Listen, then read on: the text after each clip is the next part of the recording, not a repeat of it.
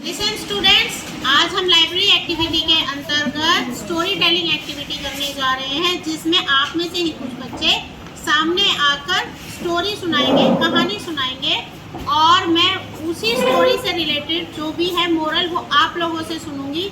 तो उसके लिए रेडी रहना, बहुत अच्छे से आपको कहानियाँ सुननी है और फिर मोरल आप लोगों को बताना है कि इस कहानी से आपको क्या सीख मिली। ठीक है, बी रेडी। मेरा नाम अभी है, मैं कक्षा 7वीं की छात्रा हूँ और मैं लाइब्रेरी एक्टिविटी के अंतर्गत एक कहानी लेकर प्रस्तुत हुई। इस कहानी का शीर्षक है विक्रम करोड़पति। एक बार की बात है, एक बड़ा आदमी जो करोड़ों का मालिक था, उसका नाम विक्रम था। वह बिजनेस में उसका बहुत बड़ा घाटा हुआ। विक्रम का बिजनेस में बहुत बड़ा घाटा हुआ और उसे लोन चुकाने के लिए अपनी लग्जरी गाड़ियाँ और बंगला घर सब बेचना पड़ा। इस वजह से वह सड़क पे आ गया और उदास रहने लगा और उसने अपने रिश्तेदारों से मदद मांगी, लेकिन उन्होंने भी अपना मुंह फेर लिया। फिर उसे एक दिन उसका दोस्त मिला। उसके दोस्त ने बताया कि जंगलों की गहराई में एक साधु बैठते हैं, वह तुम्हारी सहायता जरूर करेंगे। यह सुनकर विक्रम की आंखों में किरण और दिल में बेचैनी होने लगी। वह 13-14 दिनों तक जंगल में भटकता रहा और साधु की खोज करता रहा। फिर उसे एक दिन में साधु मिल गए और उन्होंने उससे सहायता मांगी। उसे कुछ बोलने की जरूरत नहीं पड़ी।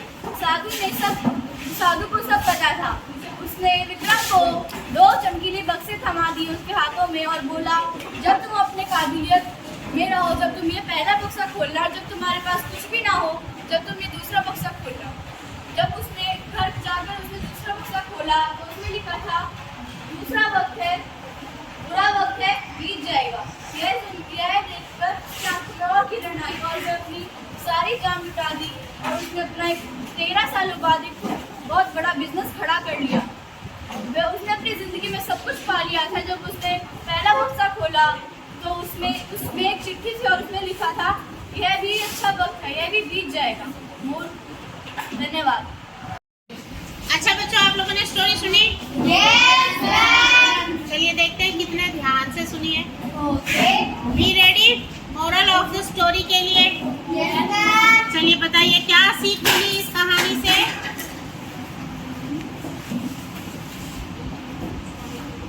जानवी, कभी हार नहीं माननी चाहिए। Very good. आप बताओ बेटा। कभी किसी अनजान व्यक्ति पर विश्वास नहीं करना चाहिए। और लास्ट, सबसे लास्ट, रायन। समय का चक्र हमेशा चलता रहता है, हमें अपनी मेहनत पर भरोसा रखना चाहिए। Very good. हाँ जी, सुयश। हमें बिना हार माने हमें तो मेहनत करनी चाहिए अपनी सफलता की ओर जाने के लिए। Very good. क्लैपिंग।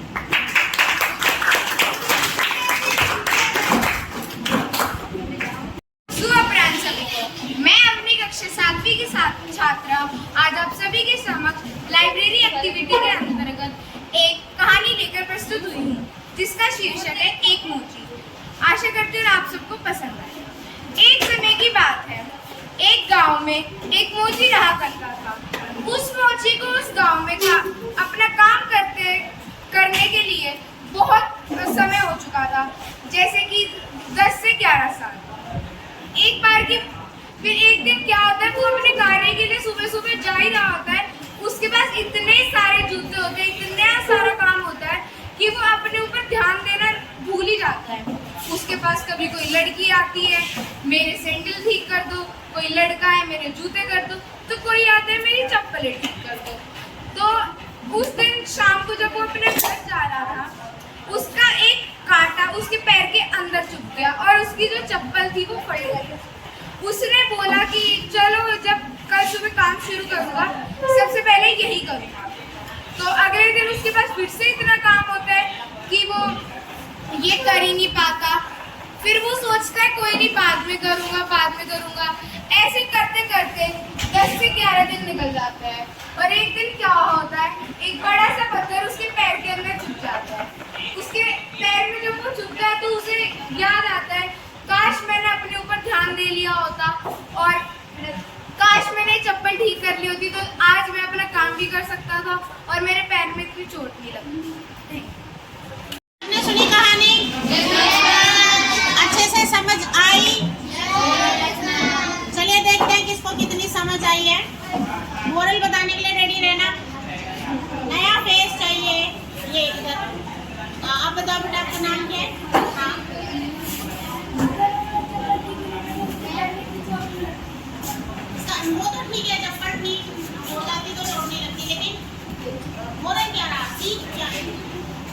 ये कभी हमें आलस नहीं करना चाहिए।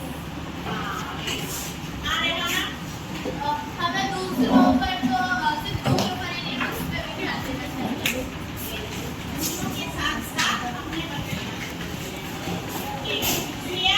हमें कोई कार्य करने में देर नहीं लगानी चाहिए थी। इस कहानी के अंदर उसे तो छोटी सी ही चोट लगी, पर कहीं और उसे कुछ ज्यादा ही लग सकती थी। हमें अपने कार्य के साथ अपने ऊपर भी ध्यान देना चाहिए। कभी भी आलस को अपने ऊपर हावी नहीं होने देना चाहिए।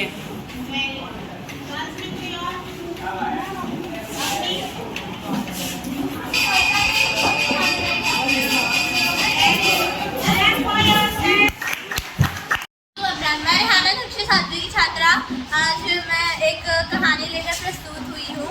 यह कहानी एक लकड़हारे की है। एक बार की बात है, एक लकड़हारा था जो हमेशा जंगल में जाके लकड़ियाँ काटता था। एक बार की बात है, उसकी जो वाइफ होती है वो बीमार पड़ जाती है। तो वो कुछ ज़्यादा ही बीमार होती है, तो उसके जितने भी पैसे थे सब उसका इलाज करने में लग जाते हैं, लेकिन वो ठीक नहीं होती है। वह हमेशा बीमार रहती थी। अब लकड़हारा बहुत चिंतित था, क्योंकि अब डॉक्टर ने भी ये कह दिया था।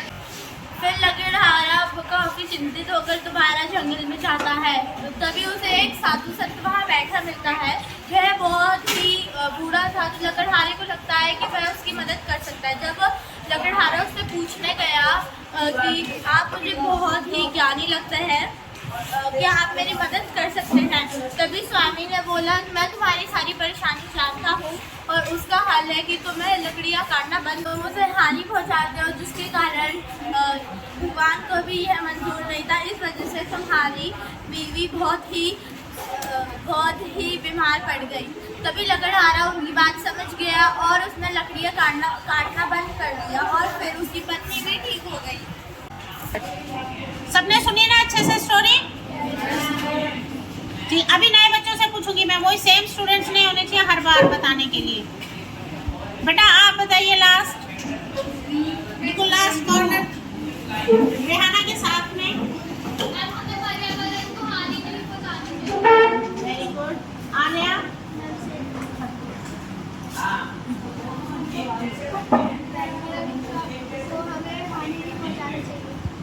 ओके, आप बताओ बेटा इधर राइट में अपनी, इधर अपनी मुझे देखो।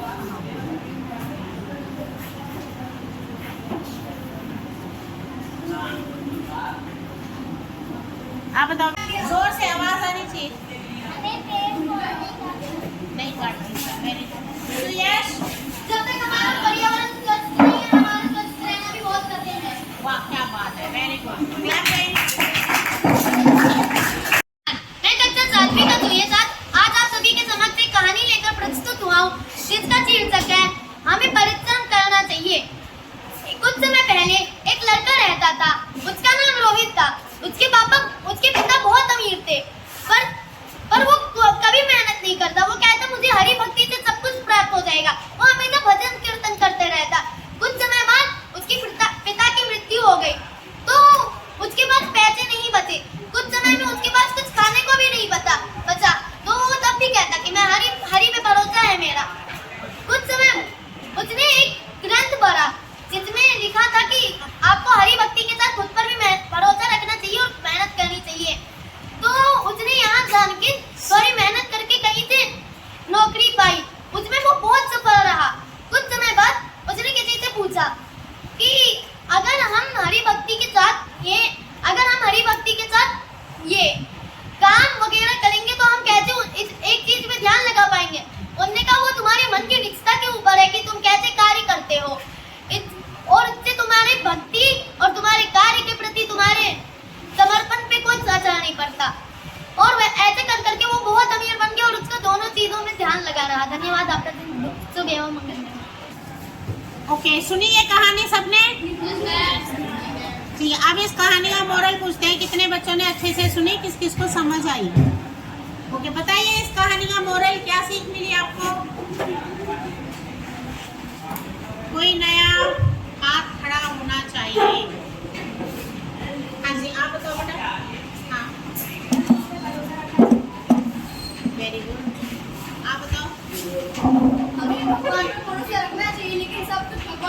मुझे नहीं छोड़ना चाहिए, मैं खुद की भी मेहनत लगानी चाहिए काम को करने के लिए।